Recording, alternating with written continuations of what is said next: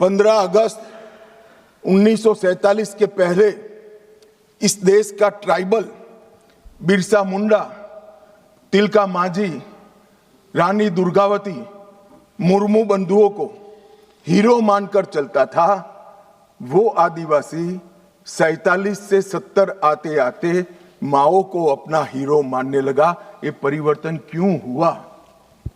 मान्यवर, ये परिवर्तन विकास और अन्याय के कारण नहीं हुआ, क्योंकि कठिन भूगोल के कारण और स्टेट की अनुपस्थिति के कारण अपनी विचारधारा को फैलाने के लिए वामपंथियों ने क्षेत्र को चुना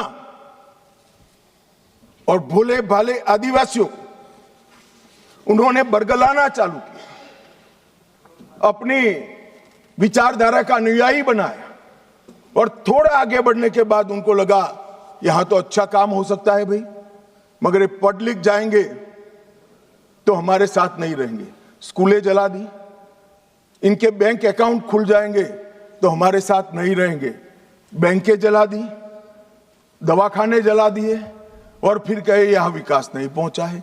विकास को तो वामपंथी उग्रवादियों ने वो क्षेत्र में सालों तक नहीं पहुंचने दिया, जो अब नरेंद्र मोदी के शासन में वहां पहुंच रहा है, घर घर जा रहा है। गरीबी के कारण नक्सलवाद नहीं फैला, बल्कि नक्सलवाद के कारण इस पूरे क्षेत्र में सालों तक गरीबी रही। मान्यवर, मैं इसको और अच्छे तरीके से सदन के सामने रखना चाहता हूं।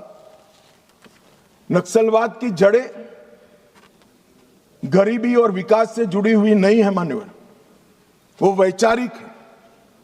मैं आज 60s के 4 क्षेत्र पढ़ना चाहता हूं। एक, नक्सलबाड़ी साक्षरता का दर 35% था। बस्तर साक्षरता का दर 23% था। सहरसा बिहार, जो नक्सलवाद से कभी प्रभावित नहीं हुआ, साक्षरता का दर 33% था। और बलिया यूपी का नक्सलवाद से सटा हुआ, सोनभद्र से सटा हुआ जिला, वहां पर भी साक्षरता का दर 31% है।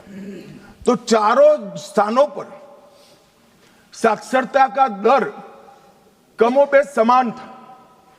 प्रति व्यक्ति आय नक्सलबाड़ी में 500 रुपया थी, सबसे ज्यादा थी चारों क्षेत्र में। बस्तर में 190 रुपया थी, सहरसा में 299 रुपया थी और बलिया में 374 रुपया थी।